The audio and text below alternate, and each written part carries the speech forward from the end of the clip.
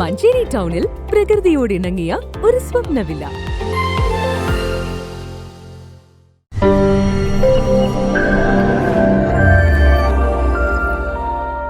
ചെങ്ങരയിൽ മദ്യവിൽപ്പനയ്ക്കിടെ യുവാവ് മഞ്ചേരി എക്സൈസിന്റെ പിടിയിൽ. ചെങ്ങര തെക്കുംപാട് വീട്ടിൽ പ്രവീൺ എന്ന ടിലോ കുട്ടനെയാണ് Manjeri excise range inspector H വിനുവും സംഘവും പിടികൂടിയത്.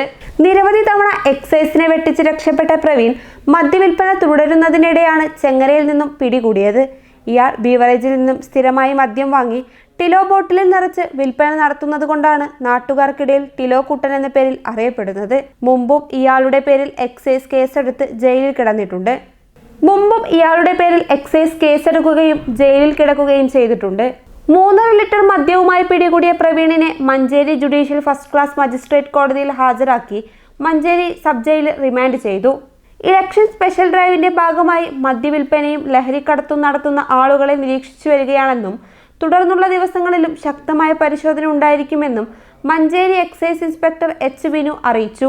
എക്സൈസ് സംഘത്തിൽ preventive officer grade Sajid KP, civil excise ഓഫീസർമാരായ Sachin Das V, Suneer E, excise driver M Unnikrishnan എന്നിവരും ഉണ്ടായിരുന്നു.